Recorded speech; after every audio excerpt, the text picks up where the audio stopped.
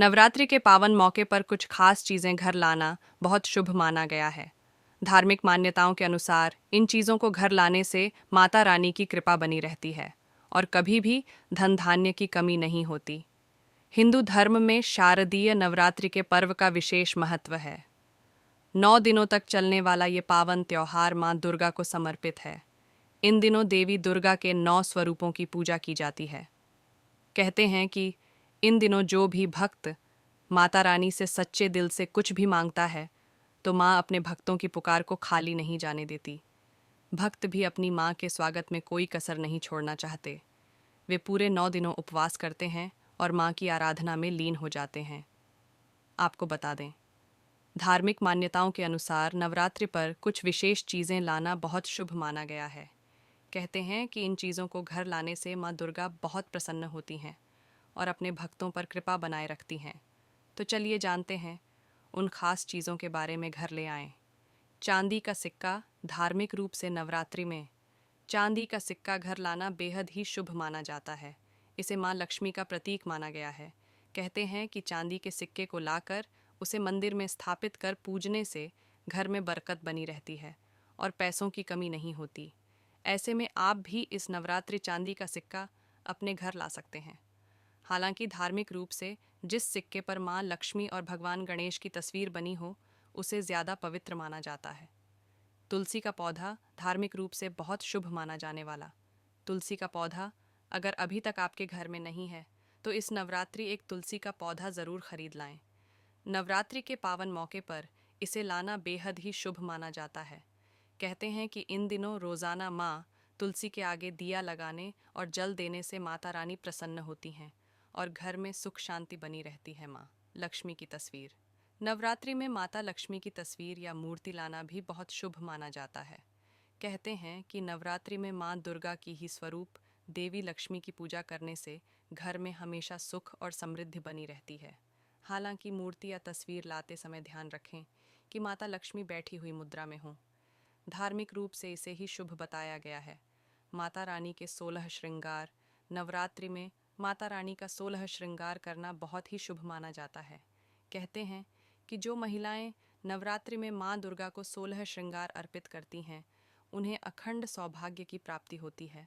ऐसे में आपको नवरात्रि में ज़रूर माता रानी के लिए श्रृंगार का सामान लाना चाहिए। आप अपने घर में विरामण माता रानी की मूर्ति या तस्वीर का श्रृंगार भी कर सकती हैं। नवरात्रि में इसका बहुत महत्व बताया गया है। करें कलश की स्थापना। नवरात्रि के पहले दिन कलश की स्थापना करने का विशेष महत्व है। ऐसे में आप नवरात्रि में कलश ज़रूर खरीदें।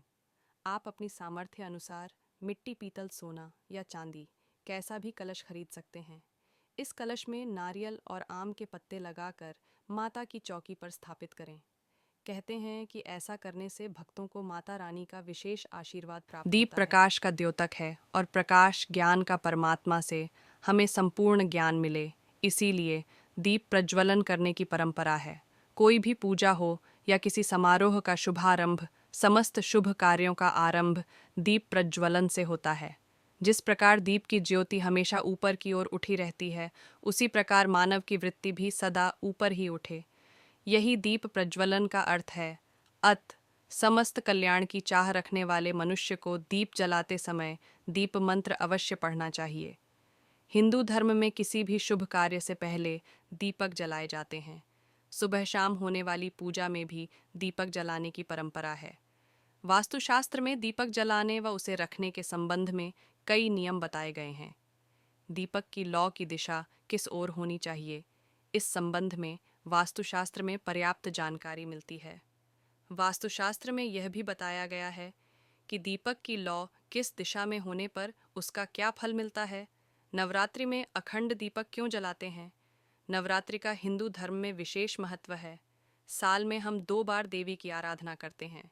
नवरात्रि के दौरान माता रानी को प्रसन्न करने के लिए श्रद्धालु कलश स्थापना, अंखड़ ज्योति, माता की चौकी आदि तरह के पूजन अर्चन करते हैं।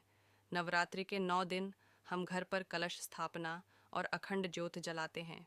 अखंड ज्योति पूरे 9 दिन तक बिना बुझे जलाने का प्रावधान है। अखंड ज्योति जलाने के बाद आप उसे अकेला नहीं छोड़ सकते हैं और अगर ये ज्योति बुझ जाए तो अपशगुन होता है। नवरात्रि में अखंड ज्योति नवरात्रि में 9 दिनों तक देवी माँ को प्रसन्न करने और मनवांछित फल पाने के लिए गाय के देशी घी से अखंड ज्योति प्रज्वलित की जाती है। लेकिन अगर गाय का घी नहीं है तो अन्य घी से भी आप माता के सामने अखंड ज्योति जला सकते हैं। नवरात्रि के दौरान 9 दिन तक दीपक को जलाए रखना अखंड ज्योति कहलाता है। मान्यता है कि नवरात्रि में दीपक जलाए रखने से घर परिवार में सुख शांति बनी रहती है और सभी कार्य सिद्ध हो जाते हैं। इसलिए नवरात्रि के पहले दिन संकल्प करते हुए अखंड दीपक को जलाना चाहिए और नियमानुसार उसका संरक्षण करना चाहिए। अखंड ज्योति जलाने की विधि। नवरात्रि के दौरान जलाए जाने वाले दीपक यानी अखंड ज्योति को जलाने के भी कुछ नियम हैं जिनका पालन हमें करना चाहिए ताकि हमें मनवांछित फल की प्राप्ति हो सके। आमतौर पर लोग पीतल के दीप पात्र में अखंड ज्योति प्रज्वलित करते हैं।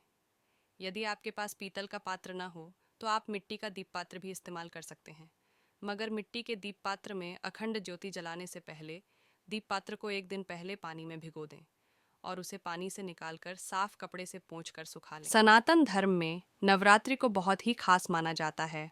पूरे साल में 4 नवरात्रि आती हैं, जिसमें चैत्र नवरात्रि और शारदीय नवरात्रि सबसे खास मानी जाती हैं। नवरात्रि के 9 दिन माँ दुर्गा को समर्पित होते हैं। नवरात्रि में माँ दुर्गा के 9 रूपों की उपासना की जाती है, जिसे नव दुर्गा के नाम से जाना जाता है। नवरात्रि का 10वां दिन विजयादशमी या दशहरा के रूप में मनाया जाता है। नवरात्रि के पहले दिन व्रती द्वारा व्रत का संकल्प लिया जाता है। इस दिन लोग अपने सामर्थ्य अनुसार 2, 3 या पूरे 9 दिन का उपवास रखने का संकल्प लेते हैं। संकल्प लेने के बाद मिट्टी की वेदी में जौ बोया जाता है और इस वेदी को कलश पर स्थापित किया जाता है। हिंदू धर्म में किसी भी मांगलिक काम से पहले भगवान गणेश की पूजा का विधान बताया गया है और कलश को भगवान गणेश का रूप माना जाता है, इसलिए इस परंपरा का निर्वाह किया जाता है। कलश को गंगा जल से साफ की गई जगह पर रख दें। इसके बाद देवी देवताओं का आवाहन करें। कलश में 7 तरह के अनाज, कुछ सिक्के और मिट्टी भी रखकर कलश को 5 तरह के पत्तों से सजा लें। इस कलश पर कुल देवी की तस्वीर स्थापित करें। दुर्गा सप्तशती का पाठ करें। इस दौरान अखंड ज्योति अवश्य प्रज्वलित करें।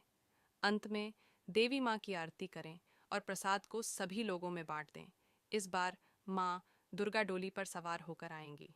ज्योतिष के अनुसार माँ दुर्गा का डोली पर सवार होना अशुभ संकेत दे रहा है। यह प्राकृतिक आपदा, महामारी और देश में अस्थिरता का संकेत भी है। पूरे भारत में शारदीय नवरात्रि बड़ी ही धूमधाम से मनाई जाती है। नवरात्रि के इन 9 दिनों में माँ दुर्गा के नाम की झांकियाँ भी निकाली जाती हैं। नवरात्रि के पहले दिन कलश स्थापना की जाती है, जिसे घट स्थापना भी कहा जाता है। इस बार शारदीय नवरात्रि 3 अक्टूबर से लेकर 12 अक्टूबर तक रहेंगे। नवरात्रि के आखिरी 3 दिन बहुत ही खास होते हैं, जिसमें दुर्गा सप्तमी, दुर्गा अष्टमी और दुर्गा नवमी हैं। नवरात्रि का त्यौहार, शारदीय नवरात्रि का त्यौहार अश्विन मास के शुक्ल पक्ष की प्रतिपदा से नवमी तक मनाई जाता है। शारदीय नवरात्रि चंद्रमास आश्विन में शरद ऋतु के समय आती है। शरद ऋतु में आने के कारण इन्हें शारदीय नवरात्रि कहा जाता है। पौराणिक मान्यता अनुसार देवी दुर्गा ने संसार के कल्याण के खातिर शारदीय नवरात्रि के 9 दिनों में महिषासुर से युद्ध किया था और विजयादशमी पर उसका वध कर भक्तों की रक्षा की थी। शारदीय नवरात्रि में माँ दुर्गा की पूजा करने वालों को कभी संकट का सामना नहीं करना पड़ता। सनातन धर्म में नवरात्रि को बहुत ही खास माना जाता है। पूरे साल में 4 नवरात्रि आती हैं, जिसमें चैत्र नवरात्रि और शारदीय नवरात्रि सबसे खास मानी जाती है। नवरात्रि के 9 दिन माँ दुर्गा को समर्पित होते हैं।